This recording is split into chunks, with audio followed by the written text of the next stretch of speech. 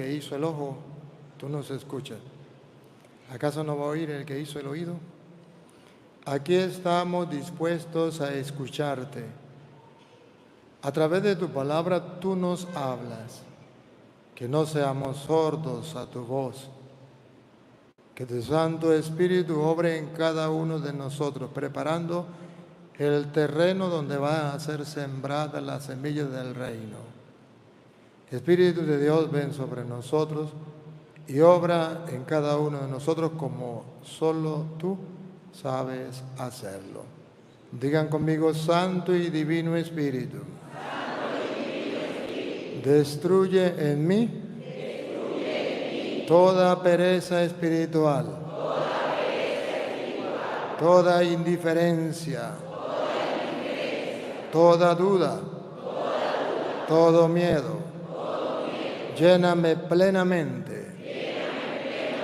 de tu luz, de tu sabiduría, de tu paz, de tu gozo, de tu amor, de tu alegría. A ti, Divino Espíritu, que eres Dios y siempre nos acompaña. A ti sea la gloria, el honor, el poder, la adoración por los siglos de los siglos. Amén. Y comenzamos esta enseñanza en el nombre del Padre, y del Hijo, y del Espíritu Santo. Amén. Sean todos bienvenidos. Pueden sentarse. Los que me van a ayudar con la palabra pueden acercarse aquí, al lado izquierdo. Agradezco a Monseñor Ovaldo Araque, el obispo de esta diócesis, por darme la oportunidad de estar aquí compartiendo con ustedes, al igual que el padre Joel, que me ha invitado con mucho cariño. Gracias, padre Joel. La iglesia es católica, es universal, y por eso estoy aquí. Soy sacerdote igual que ellos, no pertenezco a esta diócesis, pero como es la iglesia católica, es universal y me abren las puertas. Y agradezco al obispo porque el obispo es el custodio, el guardián de la doctrina de la iglesia. Y es el pastor que ha de dos funciones: alimentar las ovejas y cuidar. Por eso Jesús le dice a Pedro, pastorea, alimenta y cuida. Y ese es el deber del pastor. Por eso, sin el permiso del obispo, no se puede hacer nada. Con el permiso del obispo, todo, porque él es el apóstol directo desde los apóstoles. Hay una sucesión directa desde los apóstoles a nosotros. No la tienen los protestantes, solo la tenemos la Iglesia Católica. ¿Es un caché? ¿Es un caché? Ahí pueden decir lo que sea, pero nosotros tenemos eso. Vengo a hablarle de la palabra de Dios. Y antes de comenzar, Deuteronomio capítulo 4. Deuteronomio capítulo 4. Antes de comenzar con Deuteronomio 4, voy a tratar de decírselo en palabras sencillas. Escuchen, hermanos. Normalmente ustedes y yo, cuando nacimos, venimos a este mundo material, pero Dios ha puesto en nuestro interior un espíritu, algo que no es material, es espiritual. Y para alimentar el cuerpo, Dios nos da a nosotros desayuno, almuerzo y cena. Pero para alimentar el espíritu, nos ha dejado su palabra y nos ha dejado la oración. Y dentro de su palabra está el mensaje que nos dejó la Eucaristía como el pan vivo bajado del cielo. Lo dice la palabra de Dios, y de esa manera nosotros, creyendo en la palabra, vamos y recibimos el pan vivo bajado del cielo. Pero ojo, ¿qué función cumple la palabra? ¿Por qué ustedes verán que no hay un video que yo haga que no sea con la palabra. Porque la palabra, así nos lo enseña la iglesia, cuando ustedes vayan a misa, presten atención, cuando se lee en el ambón, después que se lee la palabra, el que está leyendo dice, palabra de Dios. Y el pueblo que responde, ¡qué maravilla, Señor! Esto es digno de alabarte, te alabamos, Señor. Claro, porque Él en su palabra nos dice lo que tenemos que hacer y lo que no tenemos que hacer. Y en ese no tenemos que hacer, a eso llamamos pecado. Y está en la Biblia. Pecado no es lo que usted piense que es pecado. No, es lo que Dios, a través de su palabra, nos diga que es pecado. Entonces, necesitamos la palabra de Dios. Además, en la palabra de Dios está escrito quién es Jesucristo, que es nuestro Dios y Señor. ¿Qué hizo? Ahí está. ¿Qué dijo? Ahí está. ¿Qué prometió? Las promesas, de la cual el Papa en este año jubilar dice que es el año de o sea, ¿qué esperamos? Que las promesas se cumplan. ¿Me captaron la idea? ¿Y dónde están esas promesas? ¿Listo? ¿Listo? Las promesas están ahí. Por eso, si ustedes no leen la Biblia, no conocerán a Jesucristo. Ya San Jerónimo lo había dicho hace mucho tiempo.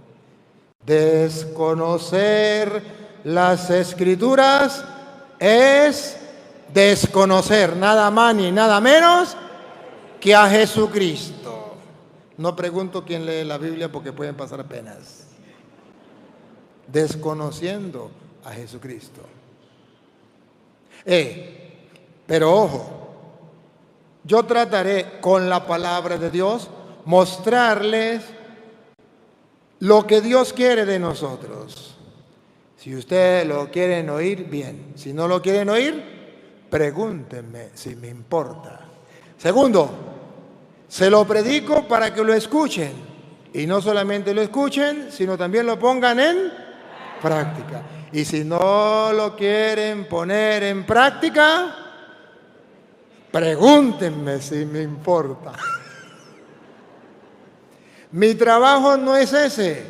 Mi trabajo es sembrar la semilla. Salió el sembrador a sembrar. Y a mí me van a pagar por sembrar. Que ustedes se conviertan o no se conviertan, ahí no me van a pagar. Me van a pagar por haber sembrado. Así es que ustedes pueden ir para la casa, si no quieren convertir, no se conviertan. Y si se quieren convertir, conviértanse. Pero mi trabajo es predicarle la palabra de Dios para el que tenga oídos y el que tenga ojos. Y lo hago con todo el amor de mi corazón porque la iglesia nos llama a ser discípulos y misioneros. Discípulo, aquel que siempre está aprendiendo del maestro y el maestro nos dejó aquí su palabra. Segundo, el discípulo va siempre tras el maestro. Él va indicando el camino y el discípulo lo sigue. Y luego el misionero es aquel que aprende del maestro y no se queda como discípulo toda la vida solamente, sino que sube en escalón. Pasa a ser misionero, maestro, enseña lo que aprendió. Pero como no lo ha aprendido todo de una vez, toda la vida tiene que ser discípulo y toda la vida tiene que ser misionero. Por eso nosotros estamos llamados a escuchar la palabra de Dios desde el bautismo. Nos ungieron en la cabeza con el santo crisma para que sea parte del pueblo de Cristo, miembro del pueblo de Cristo, sacerdote, profeta ahí.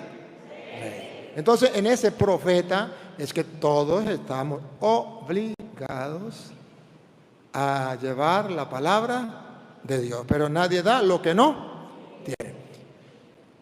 Yo quiero predicarle la palabra de Dios también porque el Salmo 119, 105, que ustedes se lo saben de memoria, dice: lámpara es tu palabra para mis pasos y una luz en el sendero. Y en el mundo en que vivimos hay una densa oscuridad. Y ante la densa oscuridad, ¿qué dice Jesús? ¿Cómo tenemos que alumbrar el mundo? Ustedes son la luz del mundo. Pero ustedes solo no. Ustedes también. Y yo también. O sea que Jesús confía en que nosotros vamos a ser como unos bombillitos. Mire los bombillitos que dan la luz. Cada uno de nosotros somos un bombillito para alumbrar al mundo. Pero nadie da lo que no tiene. Si esos bombillos alumbran, es porque hay corriente, tienen energía.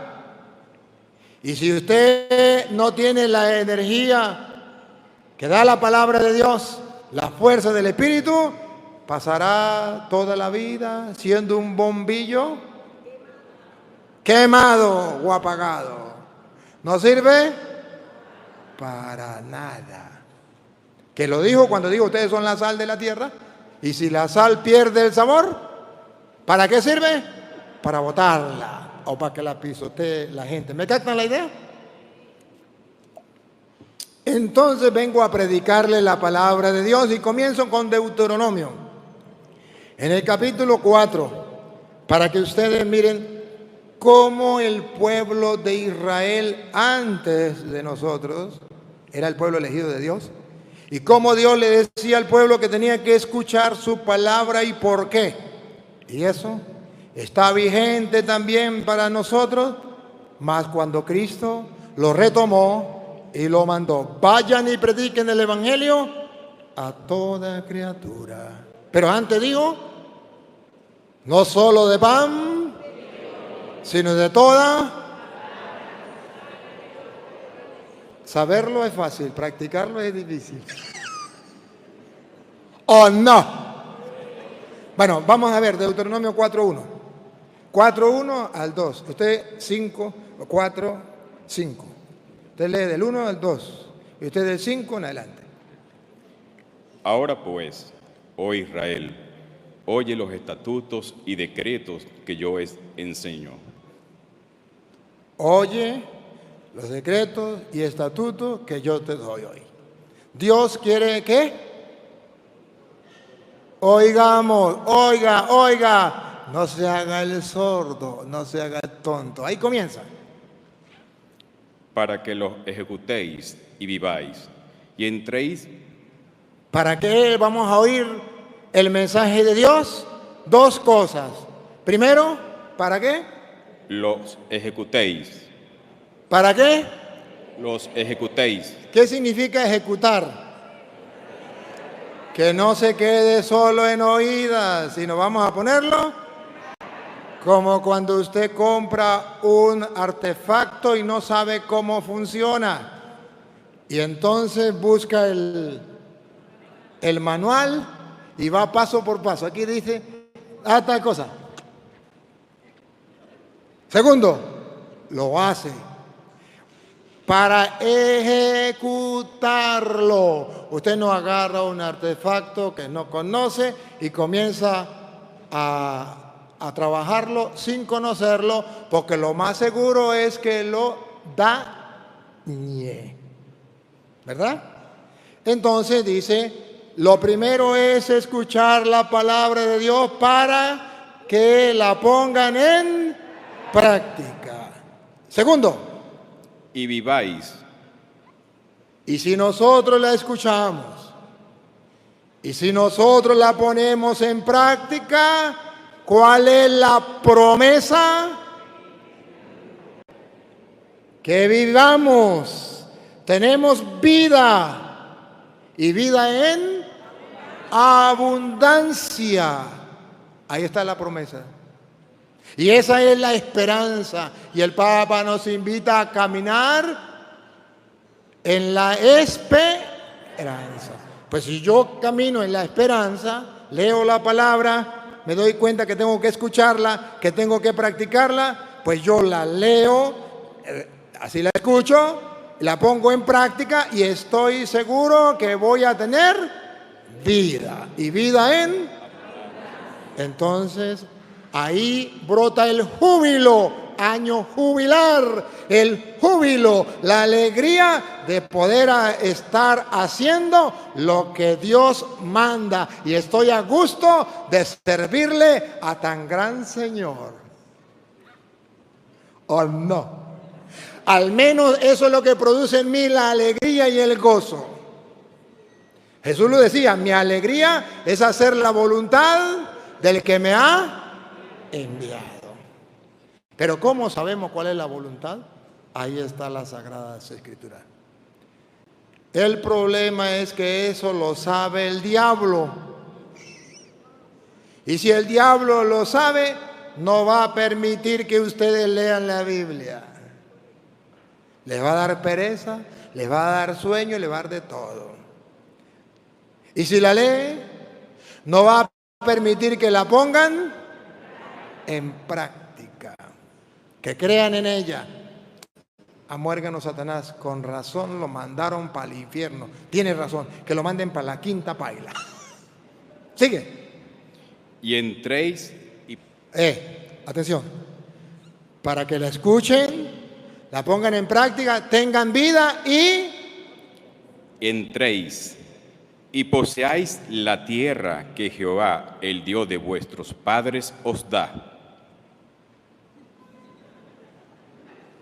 ¿No les dice nada?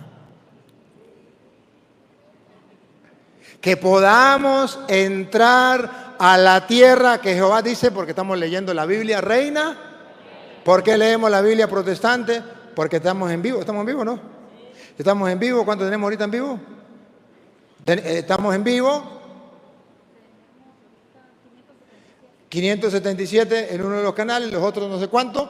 Tenemos varias personas en otras partes del mundo que nos están escuchando, y de esos 527, 47, no sé qué escuché, 77 son protestantes y los otros 500 son católicos.